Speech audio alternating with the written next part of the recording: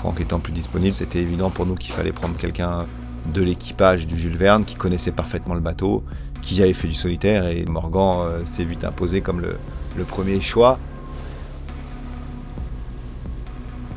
En tant que remplaçant, moi j'oublierai jamais la qualification, mine de rien, ça a été 48 heures en solitaire sur un bateau incroyable. Si ma carrière devait s'arrêter demain, ça ferait partie des moments les plus incroyables que j'ai vécu.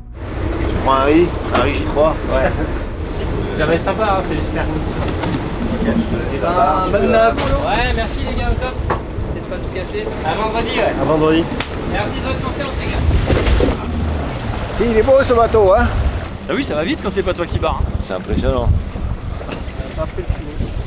C'est toujours un moment d'émotion, mais c'est sympa aussi pour Morgan. Je pense que pour lui, ça va être aussi un truc assez fort, parce que c'est la première fois tout seul.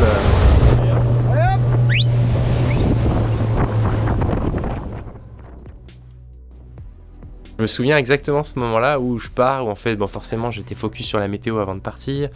Et puis du coup, la météo est bonne, tac tac, ça s'enchaîne, là. Et puis en fait, assez rapidement, on part quand même vite, quoi. Je me souviens de pointe à pas loin de 40 nœuds. Et puis là, tu me regardes et tu me dis, en fait, là, t'imagines, c'est comme si ton pote, il te prêtait sa Ferrari, sauf que t'as 18 Ferrari au bout des doigts, quoi. Et ça m'avait rajouté un petit coup de pression. Je suis passé quand même au-delà assez vite, mais en me disant que si on m'avait fait confiance, c'est que je devais être en mesure de y arriver. Mais c'est vrai que ça a été quand même un grand moment et ça a rajouté un petit peu de piment au truc, quoi.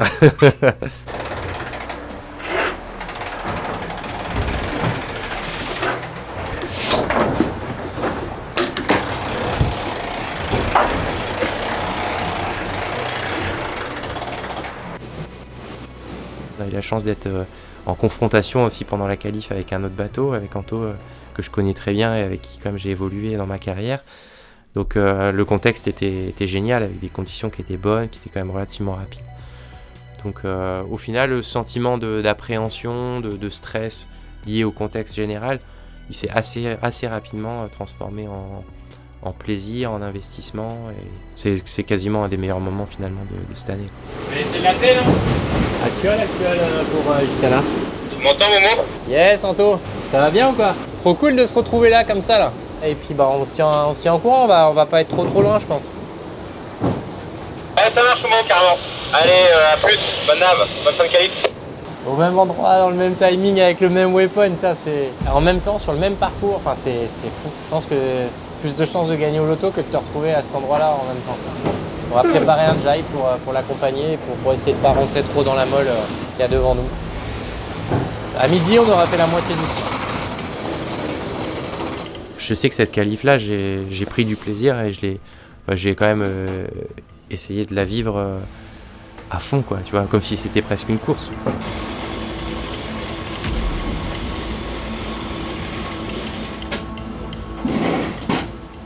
Le rôle de remplaçant, symboliquement, c'est hyper important. En pratique, faut être amené effectivement à prendre le bateau en tant que skipper si tel était le cas. Après, je savais que statistiquement, c'était une situation qui a quand même très peu de chances d'arriver.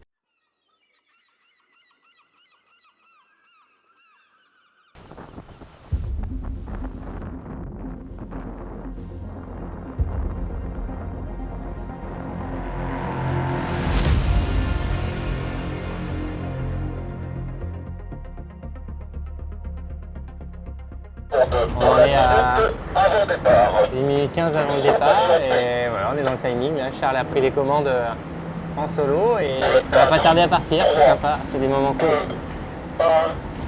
Toutes les navigations, j'étais présent, même si je servais pas tout le temps à quelque chose sur le bateau quand c'était du solitaire à 100%. Tu sers à rien et en même temps tu apprends beaucoup de choses. Ça fait vraiment les mecs au comptoir qui regardent le match de foot, quoi. Pas simple. Ça va monter un petit peu progressivement là, le vent. On va voir comment notre skipper favori s'en sort par rapport à ça.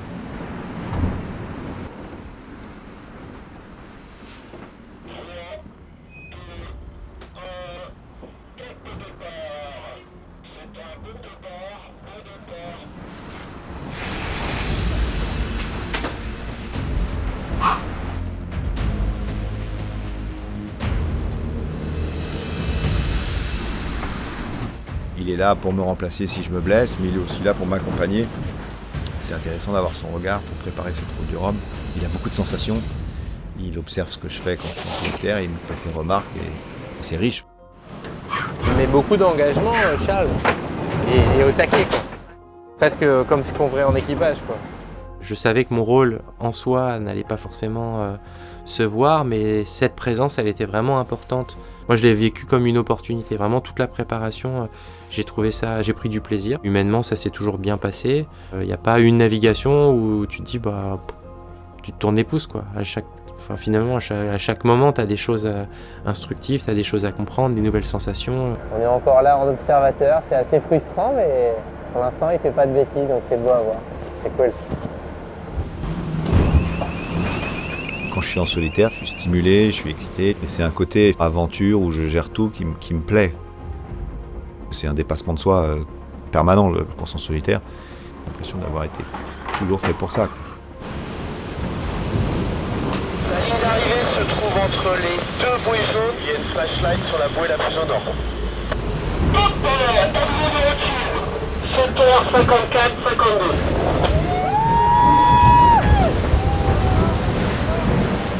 C'est pas un truc d'endurance comme la route du Rhum, c'est un sprint. Mais bon, c'était sympa. On a bien travaillé.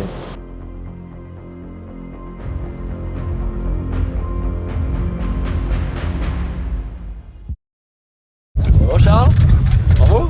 Merci. Super. Bon c'était physique hein. Intense. Carrément. Là, je vais faire ça.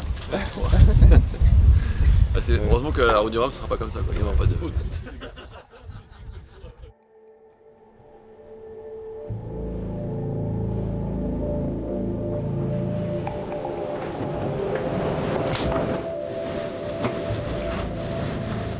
J'avais une conviction qu'il y en avait tout pour gagner, quoi.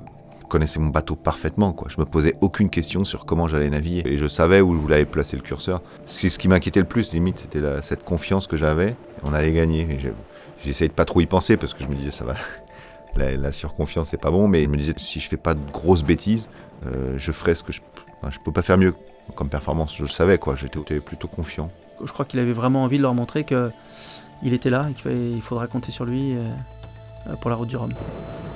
Très vite, on a fait partie des favoris. Pourquoi ? Parce que de l'alchimie qu'il y avait entre l'équipe, Charles et le bateau, je pense qu'on cochait pas mal de cases.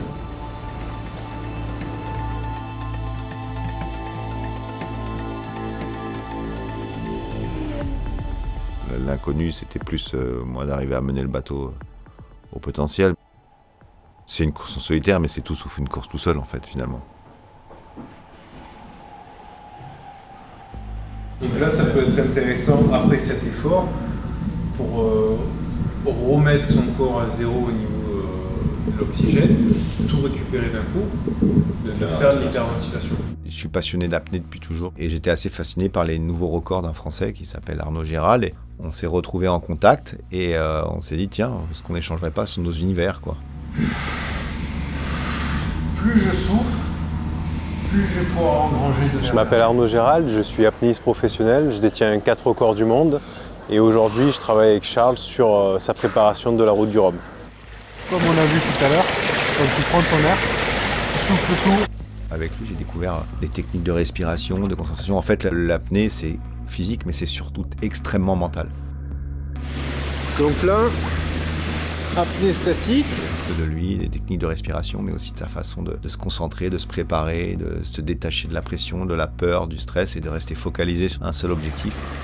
Et c'était riche. Moi, j'étais bien alors. Là t'étais super à l'aise. Hein. On peut rester un peu plus longtemps. Ouais. Demain, quand tu te mettras à l'eau, tu fermeras les yeux avant de te préparer avec ton tuba. Et puis tu ressasses tout ça. Et une fois que tu es prêt pour débuter la course, tu fais ta plongée. Et le moment où tu vas revenir à la surface, en tout cas la sensation que tu vas avoir de respirer, le moment où tu vas fermer les yeux pour analyser, ben, ce sera la fin de ta course. Donc voilà, ça lui a permis vraiment de se concentrer sur des objectifs beaucoup plus court terme, dans le moment présent, et gagner aussi de la lucidité dans sa décision. Grâce à une meilleure respiration, grâce à une meilleure gestion du stress, c'est vraiment ce qui va lui permettre de performer. Ce matin, on a prévu de passer un petit peu la barrière où le cerveau il te dit il faut absolument que je remonte. Et en fait, tout va bien. C'est là où tout se joue, parce qu'une fois que tu lâches prise sur ce moment-là, ben, ça passe. Après, les 20-30 mètres sont assez accessibles.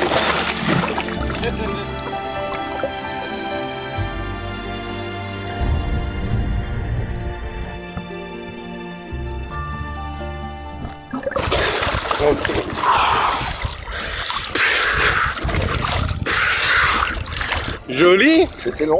T'es envoyé là, c'est bien. bien. Qu'est-ce que tu as senti là?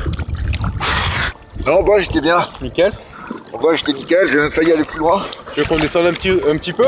Mais 25 quoi si tu veux. Allez, on va mettre 25. Mentalement, il s'est dépassé.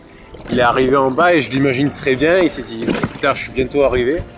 Ok, je lâche prise, j'y vais. Ah, chacun son métier. C'est plus facile pour lui de faire la 120 mètres et plus facile pour moi de faire la route du Rhum.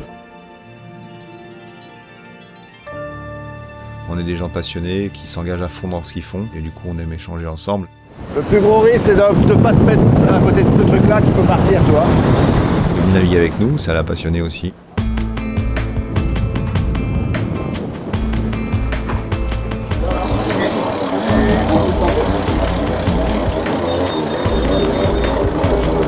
Ok. Je suis essoufflé, j'en peux plus quoi. J'ai plus de bras. On va essayer d'avoir le bateau le plus plat possible et puis voilà, comme ça, quand il vole comme ça, c'est pas bon. Ça se conduit comme un volant de voiture, sauf que en fonction de la variation du vent, de la vitesse, ton point neutre n'est pas le même, quoi. Donc vas-y, essaye de barrer. Tu prends un repère sur l'île, ça va t'aider. Ok. Toi, tu t'as qu'à viser le petit bateau blanc devant là, et la bosse derrière lui, tu vois là, sur l'île. Là tu voles, là, ça y est. On est haut là. Ouais, là on vole très haut. Ça se sent, hein. C'est magique.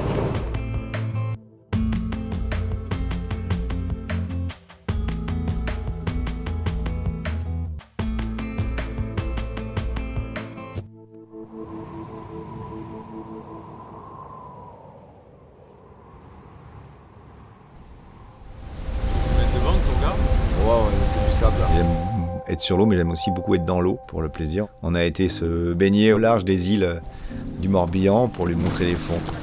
C'est pas les fonds que je connais ici, hein. C'était plus une belle rencontre avec un athlète qui me fascinait et un univers qui me fascine.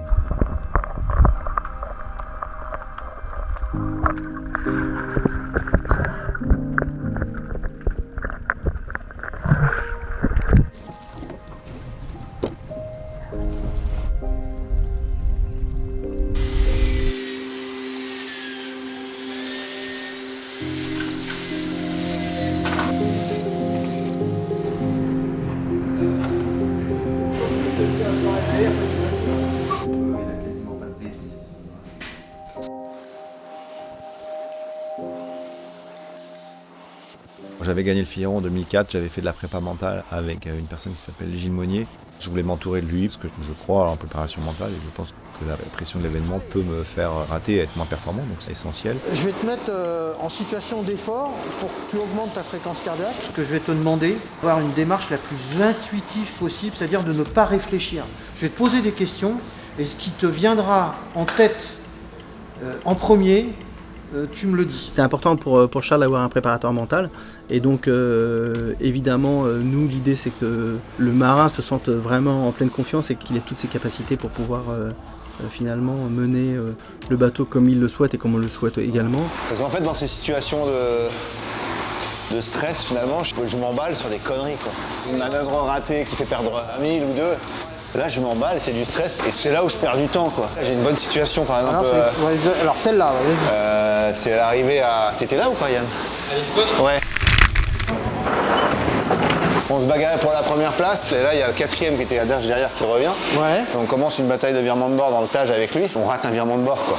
Ouais, ouais. Et là, Qu'est-ce qui se moi, passe? je pète un plomb.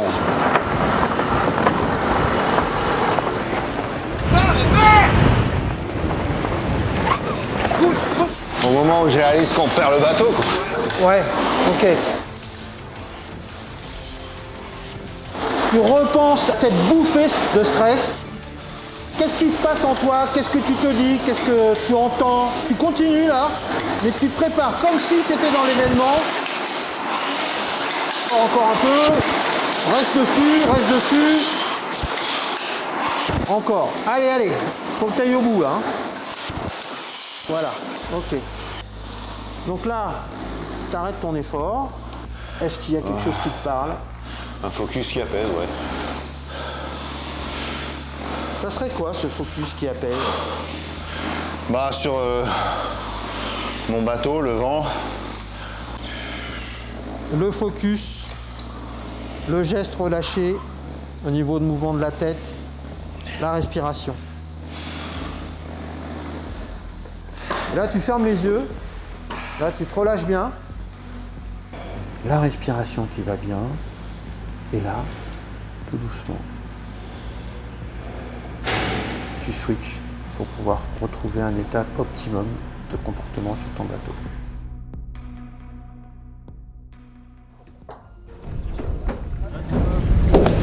Pas trop vite, hein.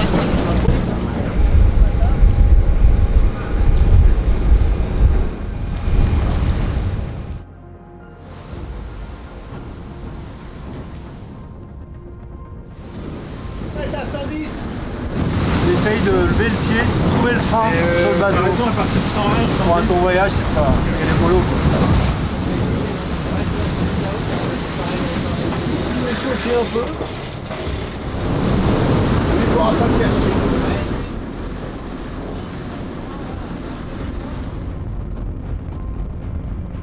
Plutôt d'aller un peu moins vite que 40, 42 pour pas abîmer les appendices. 48. Si on va aller à 59, on va à 59. Bon, c'est 45.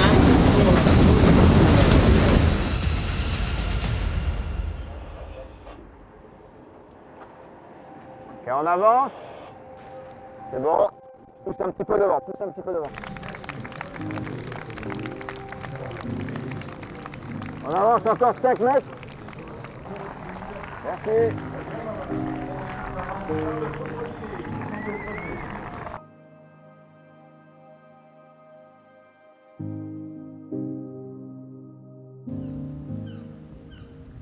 C'est sympa d'être là, c'est un moment qu'on a attendu. Et la course est encore un peu loin pour se stresser, quoi. Ça va les gars? Ça va? Tu retrouves tout le monde, moi j'aime bien ces ambiances, c'est excitant, tout le monde est là, on retrouve plein de gens qu'on apprécie, on croise plein de marins qu'on voit pas toujours. Donc Charles, C'est ça que tu vas faire. bon pop derrière. Mais tu filmes Pour l'instant derrière.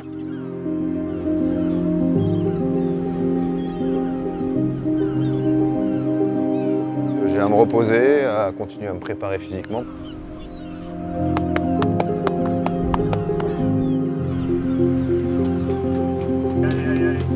Les quelques derniers jours sont pénibles parce que là on est sous pression, on est focalisé sur notre météo, on a envie de se reposer, on est sollicité. Et il y a plein de gens qui veulent te voir, il y a plein de gens qui veulent te parler, et à un moment t'es plus réceptif, t'as plus d'énergie. Et là c'est un peu long, ouais. En général, il y a tout qui se condense et tu entends toute la journée. Je vais pas t'embêter longtemps parce que j'imagine que tu as plein de trucs à faire, mais est-ce que je peux ceci, est-ce que je peux cela, est-ce qu'on peut faire ça en plus, Mais ça te prend du temps et t'es plus très disponible dans ta tête. J'en ai marre, on se barre. Je vois des rafales à 60 nœuds, il y a 6 mètres, 7 mètres de mer. Après, c'est la mer, quoi. Moi, je pense que le plus gros problème. N'importe qui a un problème, pour aller secourir, c'est pas facile, quoi. Bon, je viens d'avoir Armel au téléphone qui me demandait ce que je pensais de la situation. Décidé de décaler le départ. Erwan, qu'est-ce qu'il me dit Erwan? Dès mardi ou mercredi, ça peut partir. On se creusait un peu la tête pour savoir où passer. Et il n'y avait pas vraiment de bonne solution. C'est plutôt pessimiste. Dégradé un peu ce matin et hier. T'as pas d'escape, et puis si t'allais au Cap Finistère, moi je sais pas, aller au Cap Finistère, je trouvais ça pourri, quoi, parce que la mer elle est dégueulasse là-bas. Le truc c'est que plus tu la prends ouest, plus c'était fort, quoi. Ouais. J'étais soulagé parce que c'était ce qui me plaisait pas dans ce départ, c'est que on n'allait pas vraiment régater, on allait faire un peu de la survie, et moi j'avais envie de faire quand même une régate. Et là, je pense que ça aurait pas vraiment été une régate, au moins sur le départ, quoi. Compte tenu des conditions météo, a priori, ça ne démarrerait pas avant 17h. Si on voit que les conditions sont bonnes, la sortie, en fait, elle va se faire. La l'étude, elle sera déjà sur les bords de quai et on peut pas, du ponton, accéder au quai. Et le zod part avec la pointe jusqu'à la bouée et accroche le bateau. On va pas prendre de risques et puis ça va bien se passer. J'étais au départ de la route du Rhum, à Saint-Malo, comme à chaque fois, serais-je tenté de dire. Je suis journaliste au service des sports de Canal+. Faut bien reconnaître que le sport qui m'anime, et ça n'a pas dérogé à la règle depuis 25 ans maintenant, c'est la voile. quand tu veux, David. Ce que moi j'ai trouvé assez fort au départ, en tout cas, c'est que il partait quand même avec l'étiquette de favori.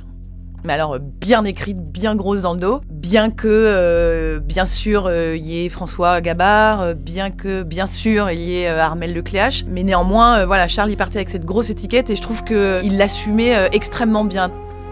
Il y a des petits moments de stress, c'est surtout la pression du résultat. On vient chercher une victoire et c'est ma première route du Rhum et je suis sur un multicoque géant en solitaire. On a envie de bien faire, donc on a cette pression de la compétition. Garde avance.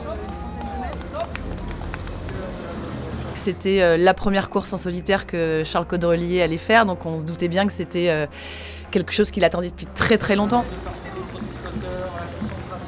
138 bateaux sur la ligne de départ, ce qui était complètement dingue et qui fait qu'on a encore plus parlé de la route du Rhum que d'habitude. Le public attend toujours de voir ces solitaires qui vont aller traverser l'Atlantique. Là, on se rend compte de l'ampleur de l'événement et de la force de cette course dans l'imaginaire des gens et la passion des gens pour cette course. Mais bon, j'étais assez bien préparé à ça, j'avais été concentré, j'étais pas tellement stressé avant les 3 derniers jours. Mais je suis arrivé hyper détendu. Allô? Ouais, ça va?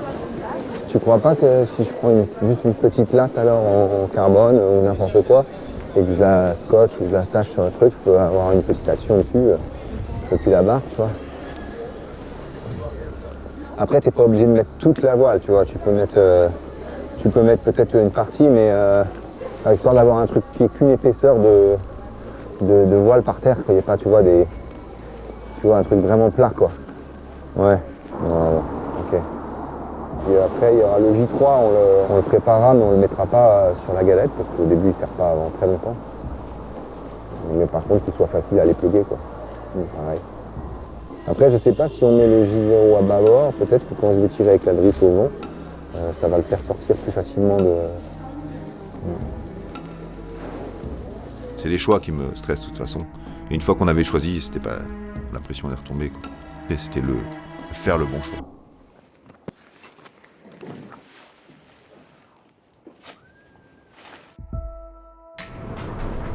Les 48 premières heures, il laissait rien passer, il était tout le temps à 200%.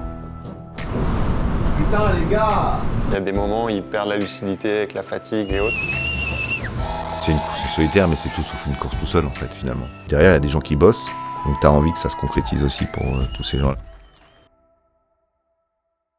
Yeah, I feel like a monster, and I'm just here to haunt you. I've become your nightmare, slipping in your dreams. I'm the definition of the worst kind of me now.